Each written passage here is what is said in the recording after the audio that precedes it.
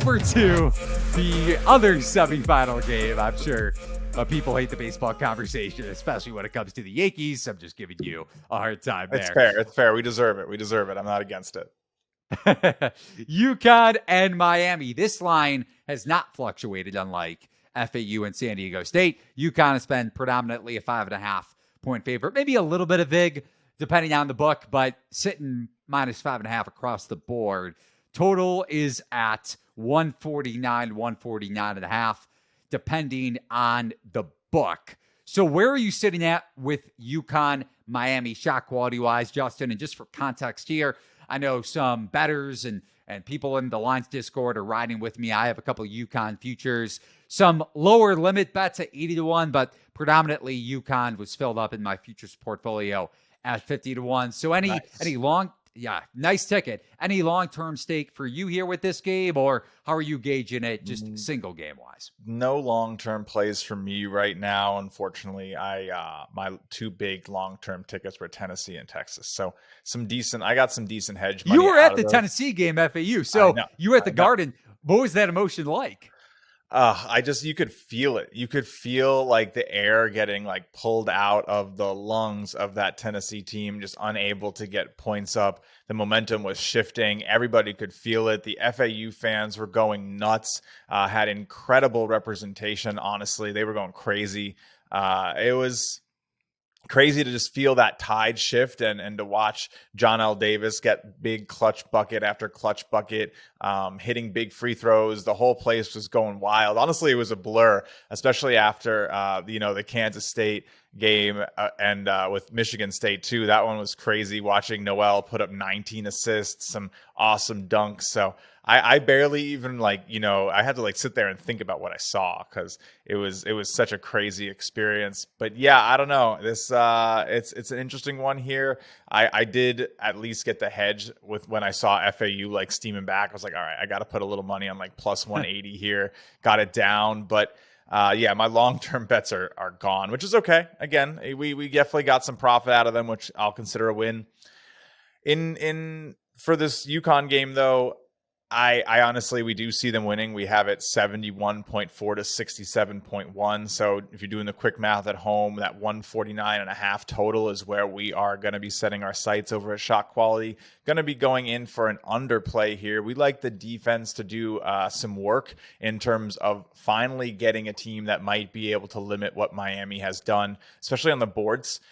UConn's pretty nasty when it comes to rebounding. One of the top teams. We've seen it be a major reason why they've been able to win some of the games in the fashion that they have, just limiting opponent possessions. I don't think second highest offensive rebounding rate too, so that allows them to control the pace. Yeah, exactly. So following up buckets, getting points, never really doing much worse than trading buckets, it seems, for UConn. Even when they were losing to Pitino and the Gales at the half, you knew that they were going to come out and figure out a way to stop their opposition and then reliably get buckets.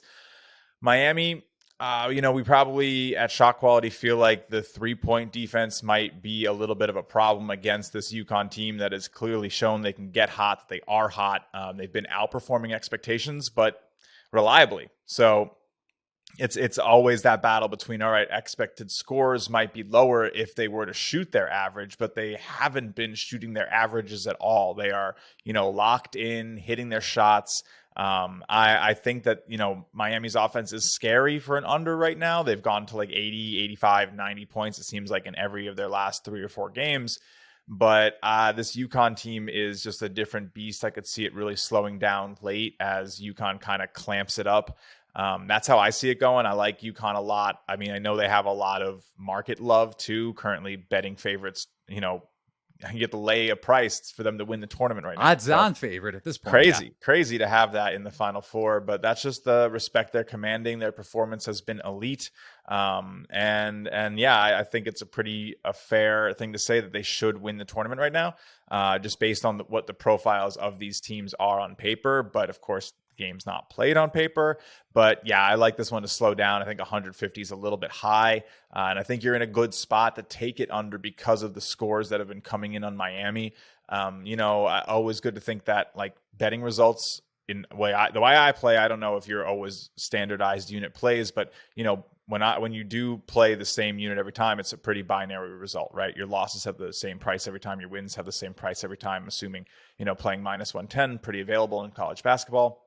No, and going back to what we brought up at the tail end of last week's Sweet 16 podcast, that's really important when it comes to bankroll management too.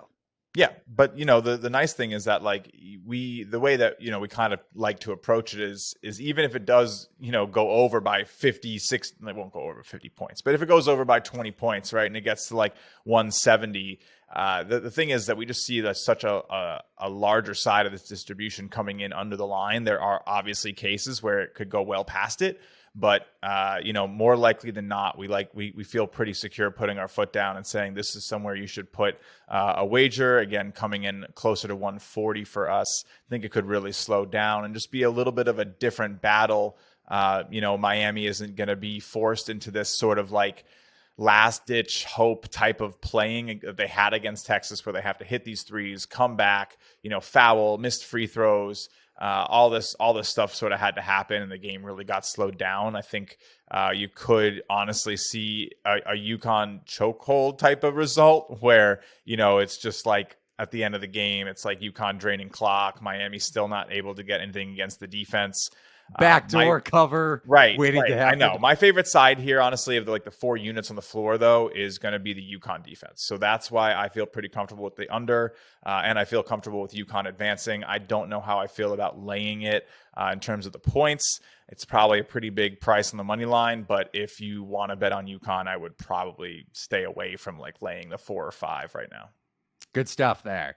And in the midst of that, you brought up a little historical context when it came, or just with UConn being overvalued in the market. To your eye, and I kind of agree, just a tad, I make this game somewhere around UConn minus 4.9. So a little bit less than a point, minimal. I don't plan on hedging my UConn future. I wouldn't bet on Miami regardless, just because it's not a big enough edge in regards to the market itself, at least right now, unless this gets bumped up closer to tip, which could happen. We see that from time to time, especially with public favorites. And UConn has been backed by both sharp bettors for sure.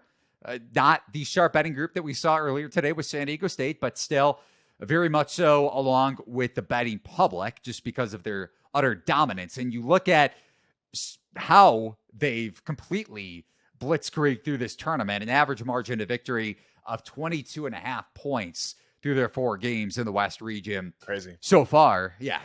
Insane, but also not insane considering how they steamroll through non-conference play when you go back to November and December. But just going back into history a little bit, and I use North Carolina as an example in comparison to San Diego State's defense. This historical example relates to Miami, and maybe there being a little bit of value, or at least perceptionally looking at Miami a little differently than maybe on the surface you would traditionally do so, because of how dominant UConn's defense has been, to your point. So getting into it here, Miami and the 2019 Auburn Tigers is where I'd like to start. Ooh. Because you go back and you look at the results, and I have this on a table over at thelines.com if you want to see it visually in my monster mega Final Four betting preview right up. If you go back to Miami in if you go back to Auburn in 2019 and their results, they just hung on to a victory against New Mexico State in the first round. And Miami, although they did cover against Drake in their first round matchup, or backdoor cover, I should say, which I know hurt some Bulldogs backers for sure.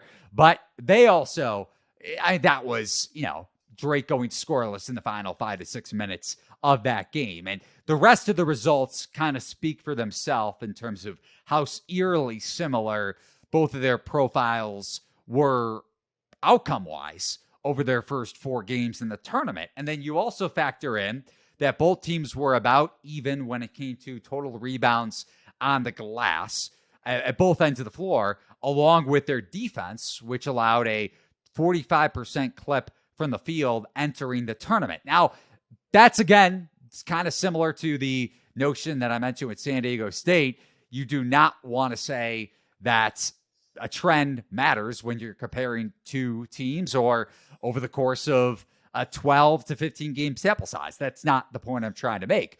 What I am saying is that UConn, similar to Auburn's matchup with Virginia in the Final Four, because that spread is very similar as well. Auburn was a 6-point dog to UVA. That line got steamed up a little bit closer to tip. Right. And Miami, a 5.5-point dog against UConn, which is a public darling. Although UVA didn't steamroll through their opponents in the tournament, they backdoor covered in their own right against Purdue in that 2019 Elite Eight in overtime. But it's very similar to the standpoint of, okay, you have a team in Miami that could be perceived a little bit lucky to get here. Auburn, you can make the same case, especially after that first round comeback or them just clinging on to that 1-point victory with New Mexico State's, I forget who even it was, their guard missing 2 or 3 free throws from the line in the final seconds of that game. Wild. I don't know if you were on anything in that first round matchup, 5-12. I don't know that I was, honestly, but the profiles definitely are so interesting, right? Like to sort of feel like these teams, I may say these because I'm already including FAU, right? Like there's just like both these teams are just here on a run that have come off of some close wins. And I think you see that a lot. It's very energizing. It can bring a lot of momentum to a team to like, eke out a close win and move on with like, that like really battle worn, like we can accomplish anything, we can weather the storm type of mentality. And I mean, you're Miami coming off of a win against Texas in the fashion that you did. You should feel that way. I mean, that is supposed to be one of the best defensive teams in the nation. Very experienced guards too. Yeah. I mean, they have really great guards, and it's proven time and time again in this tournament that is really what can set you apart, because usually that just comes with shot creation, right? Like good guards go hand in hand with like, creating not only off the dribble but off the pass, opening up other teammates, I guess handling spacing and gravity and, organizing the floor to find value in terms of getting guys their looks. And you need that like general on the floor who can execute a good coach's plan. And I think that's what Miami has really been able to do, is like they have guys who know what they're supposed to be doing out there, are reliable at doing it, good hands, good passing. And then the bigs just have the touch around the rim, the finishing, and the size, honestly, to get it done. So I do think this is going to be Connecticut's biggest challenge. I mean, they haven't had a game stay within 15 points yet, right? I think that was the St. Mary's game, was the lowest margin of victory at 15 for them. Yep. I would be shocked if this one gets past 15. Feels like my safe bet. I know it's probably like minus 500, Miami plus 15 or something, but like with this UConn team, that is something that probably shouldn't be priced that way. There's Justin advocating for a monster lay on the alt spread on the Kings. I'm not advocating for the lay necessarily. I wouldn't put money down on it, but this seems like it's got to be maybe a live play. What? Maybe a live play. Yeah, maybe. Look, I think there's definitely going to be a point where, especially if you're holding a UConn future, which I'm sure plenty of the listeners are, there's going to be a mathematical point where if you get like 10-1, 12-1 on Miami because UConn's on a ridiculous run and Miami's down 15 with like 12 to go in the second half. I feel like you get to that point where it's mathematically like, all right, I can put down like half a unit and potentially walk away with like 6 units or something. And you have like a 50-1. I don't know where the math would perfectly line up, but that's where I start to be like, okay, at 14, 15-1, if UConn's really up, the craziest things we've ever seen have happened in this sport. So I wouldn't be super against like a little sprinkle, just so that if the crazy stuff happens, you're not sitting there with your hands in your head when it's all said and done. It's like it is an emotional game, right? And it's not easy to sit there and say, oh yeah, I'm emotionless about betting. Like only it takes a real sicko to like fully take emotion out of it. And I think it's a talent and it's a skill and it's learned over time, but you want to emotionally prepare yourself for, situations so you're not like driving around like upset about your 50-1 ticket. You could have had a little bit of value. It was 15-1, man. Like I should have put down $10. I would have had at least a little from that. Awesome. Like we've all been there. I've learned my lesson. So yeah, I get it. I think you're right. It's not only a long-term, and it's a good conversation for another podcast. Maybe we save it for off-season mental relaxation when it comes to it. It is important, but it's a process in itself when it comes to deciding on how to hedge and being comfortable with or with not hedging on your futures bet, or just on a bet in general if you do get that money line price in game, because I typically don't hedge. Last week I had San Diego State, like I mentioned from the get-go on this podcast, at plus 650, not a massive number by any means, but going back to the regional semifinal against Alabama, I bet the Aztecs to come out of the South region. And you could have made the case that in the wanting seconds or wanting minute of that Creighton game, Elite Eight, that maybe I put a couple bucks down on the Jays. But for me, and it had nothing to do with the money, I typically never hedge. That's fair. And I did hedge a little bit on my Texas Tech ticket, I will say, going back to the 2019 title game. That was 100-1, but we're also not at the title game yet. I think I would hedge a little bit, especially if UConn goes up against San Diego State. Now that might surprise people, and we'll get to our projected spreads in a little bit here after I have a couple more nuggets on UConn Miami. But listen, it goes both ways. I'm not saying your strategy is incorrect at all. I'm just saying the way I approach futures at this point, Final Four, I typically don't hedge. That's fair. That's fair. Again, you probably, are giving yourself the best mathematical, like long-term view by not hedging, right? Like you view them as, positional lottery tickets, trying to get yourself the one that over time and playing that strategy the right way, you will eventually get yourself a winner, right? And it's true. You get the value, you're going to get yourself a good chance.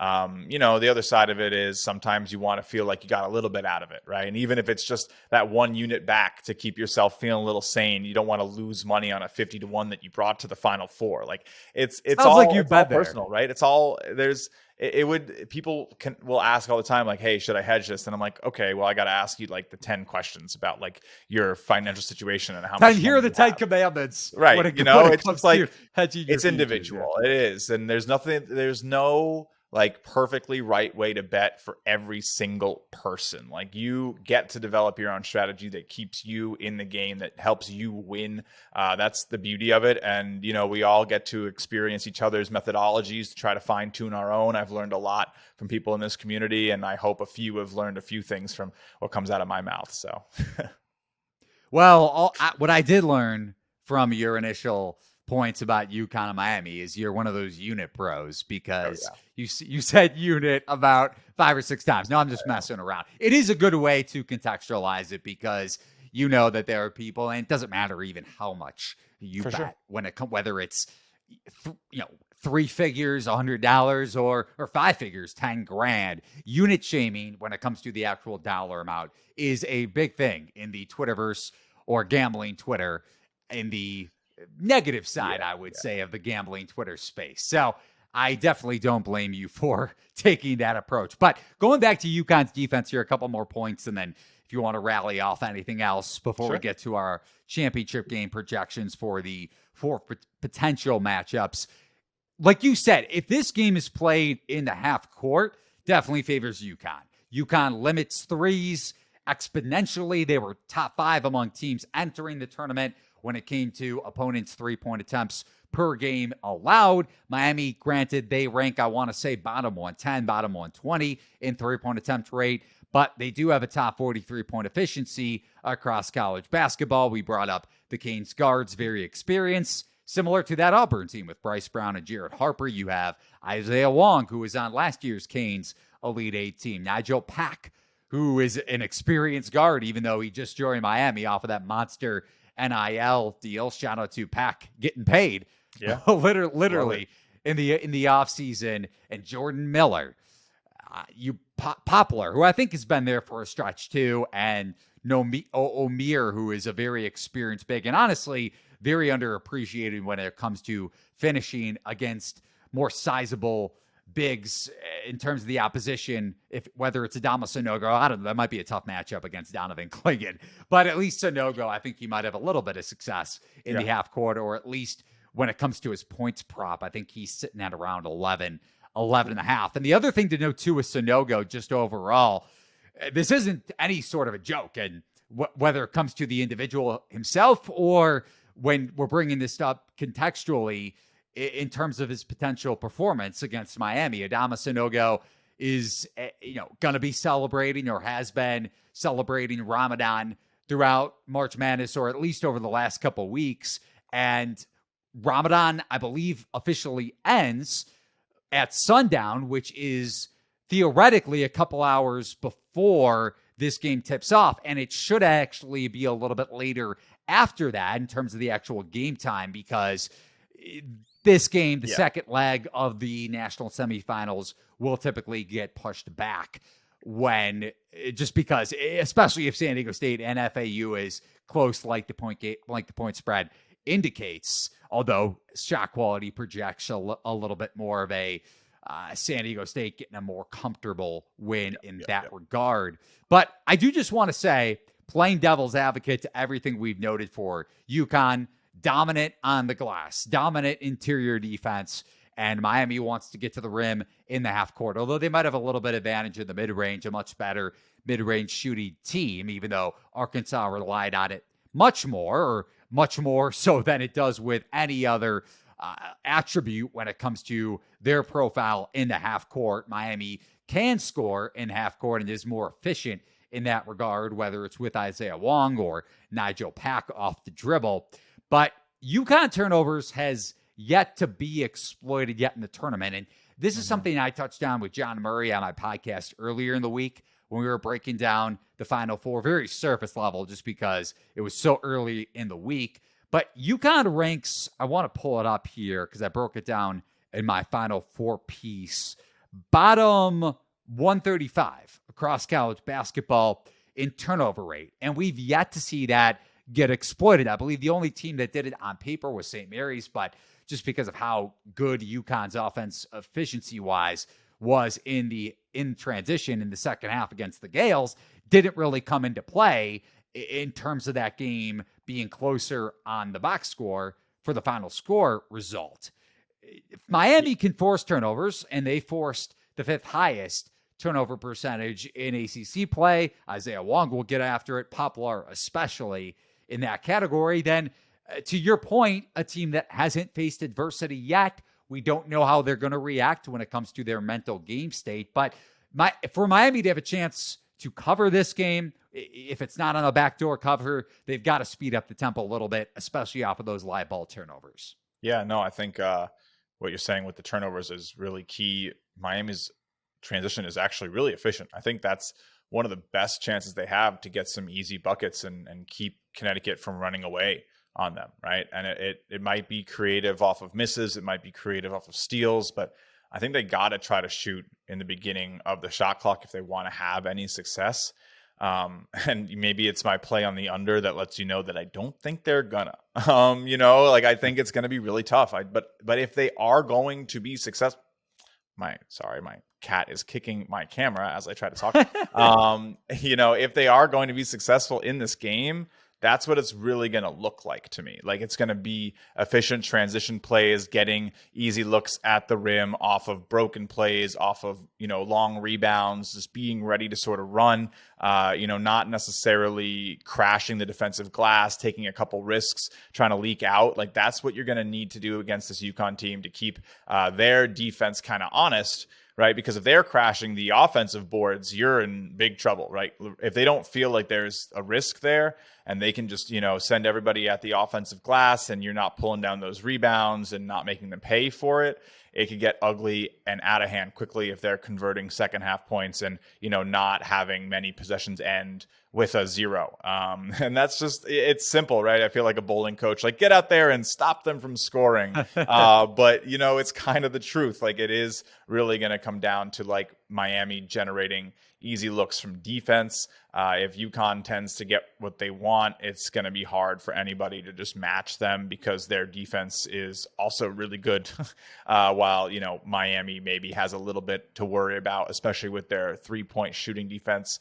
If, that's really going to have to take a step up in my opinion as well. I was doing a little breakdown on this. I don't think I'll have a play on it, but the most outstanding player, I mean, there's so much variance too, especially when it comes to 80-year-old farts voting on the award to begin with, and narratives and when the vote needs to be submitted. I did a whole breakdown of this over at thelines.com earlier in the week. But Andre Jackson is an interesting case study. And going back to my point about turnovers, because I think you can make the case among the bets on the board and how UConn is priced into the title market. Like we had on earlier, the odds on favorite, Adama Sanogo, Jordan Hawkins, I believe, tied for the shortest MOP odds and not really playable at that number. Their numbers, even though Sanogo could be in for a big game against an undersized Miami front court, depending on how Omier fares and whether his ability to efficiently rebound and score down low against bigger front court so far in the tournament translates to a more physical Huskies front court overall, especially with a 7-foot guy off the bench in Klingon, who's been dominant in that regard when he comes in and spells Sanogo. But Jackson's turnover rate has been his big bugaboo. And I would say this is what I wrote about in the article, 16-1. If I was to bet anybody in the most outstanding player award market, it would be Jackson at that price, especially with the notion that UConn should win the national championship for all the reasons that we hit on. Doesn't mean that we'll feel the same way going into the title game itself, depending on the matchup, or doesn't mean that we won't find value in the other side if UConn gets steamed up yet again and the Huskies blow out the Canes. But Jackson as a variable in his own right. The guy can be such an unreliable facet because he can be that playmaker like we saw at the end of the half against Gonzaga when it comes to making those distinguishable passes to Caravan where he literally steals a turnover away from the Bulldogs and then gives UConn a 3-point or a 3-possession lead going into halftime. Yet he could turn the ball over a lot against Miami's ball pressure. So the guy makes a big difference one way or the other for the Huskies against a pressure-oriented Miami defense. That's for sure. Yeah, I agree. It's going to be really interesting to see. Definitely an X factor. And I think that honestly, when it comes down to how those potential final matchups could look like, I think, when you get to the 3-point shooters for UConn, it feels like, someone is going to need to have a type of heroic performance to outduel either FAU or San Diego State, whichever one UConn would eventually meet. I think is going to come down to some guard play, in my opinion. So yeah, I don't know. I think, I'm not so much into, I don't have any futures on player props right now for MOP, honestly, but I would tend to agree with you. I think, that gives betting UConn players seems like the right way to go, unless you really like FAU and like maybe John L. Davis to continue to put the tournament on his back is one that I don't hate instead of taking FAU. But yeah, it's a really interesting market. Not my biggest forte though.